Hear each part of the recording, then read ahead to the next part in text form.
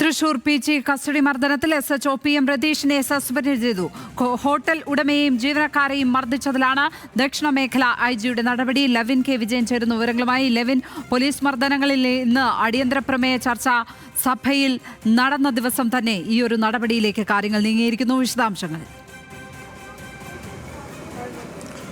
ലക്ഷ്മി, അടിയന്തര പ്രമേയ ചർച്ച നിയമസഭയിൽ ഉണ്ടായതിന് പിന്നാലെ പ്രതിപക്ഷം ഇതേ പോലീസ് അതിക്രമങ്ങൾ അടക്കമുള്ള വിഷയങ്ങൾ ഉയർത്തിക്കാട്ടി വലിയ പ്രതിഷേധത്തിലേക്ക് കടക്കുന്ന കൂടി ചെയ്ത പശ്ചാത്തലത്തിലാണ് ഇപ്പോൾ തിടുക്കപ്പെട്ടൊരു നടപടി ഉണ്ടായിരിക്കുന്നത്. നേരത്തെ ദക്ഷിണമേഖലയിൽ നമുക്ക് ഉടൻ നടപടി ഉണ്ടാകുമെന്ന് നമ്മളുമായി സംസാരിച്ചപ്പോൾ ഉറപ്പ് നൽകിയതായിരുന്നെങ്കിലും ചില ആഭ്യന്തര വകുപ്പിൻ്റെതായിട്ടുള്ള ഇടപെടലുകൾ കൊണ്ടാണ് എന്ന് കരുതപ്പെടുന്നു നടപടി വൈകിപ്പോയി. പക്ഷേ ഇന്ന് ആ നടപടി പ്രാബല്യത്തിലായിരിക്കുന്നു എന്നുള്ളതാണ് എടുത്തു പറയേണ്ടതായിട്ടുള്ള കാര്യം. ദക്ഷിണമേഖല ഐ.ജി എസ് ശ്യാം സുന്ദറാണ് പി.എം രതീഷ്, നിലവിൽ കടവന്ത്ര എസ്.എച്ച്.ഒയും മുൻപ് പി.ജി സ്റ്റേഷനിലെ എസ്.ഐയുമായിരുന്ന പി.എം രതീഷിനെ സസ്പെൻഡ് ചെയ്തുകൊണ്ടുള്ള ഉത്തരവ് പുറത്തിറക്കിയിരിക്കുന്നത്. നേരത്തെ ഇദ്ദേഹത്തിനെതിരായ അന്വേഷണം പൂർത്തീകരിച്ചുകൊണ്ട് Thrissur additional SP K A Sasidharan report നൽകിയതാണ്. അന്ന് അദ്ദേഹം പി.ജി സ്റ്റേഷനിൽ നിന്നും ചെറുതുരുത്തി സ്റ്റേഷനിലേക്ക് എസ്.എച്ച്.ഒ ആയി പ്രൊമോഷൻ ലഭിച്ച് സ്ഥലമാറ്റം നേടിയിരുന്നു. അതിനുശേഷം ഇദ്ദേഹത്തിനെതിരെ നടന്ന കെ.പി. ഔസേപ്പിൻ്റെ അടക്കമുള്ള പരാതികളുടെ അടിസ്ഥാനത്തിൽ നടന്ന അന്വേഷണത്തിൽ ഉത്തരമേഖല ഐ.ജി ഇതുമായി ബന്ധപ്പെട്ടുകൊണ്ട്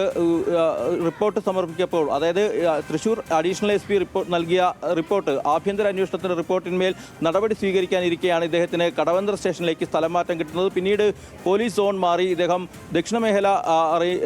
ദക്ഷിണമേഖലയിലേക്ക് മാറുന്നു. ഇതിനിടയിലാണ് ഈ കസ്റ്റഡി മർദ്ദനത്തിൻ്റെതായിട്ടുള്ള വിവരങ്ങളും പരാതികളും അടക്കം പുറത്തു വരുന്നത്.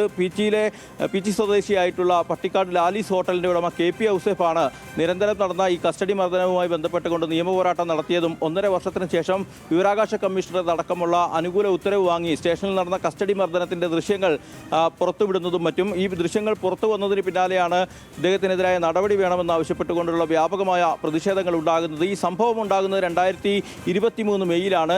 പാലക്കാട് സ്വദേശിയായിട്ടുള്ള ദിനേശും സഹോദരപുത്രനും ഹോട്ടലിൽ ഭക്ഷണം കഴിക്കാൻ എത്തുന്നു. ഭക്ഷണത്തെ ചൊല്ലിയുണ്ടായ തർക്കം പിന്നീട് ഒരു സംഘർഷത്തിലേക്ക് വഴിമാറുന്നു.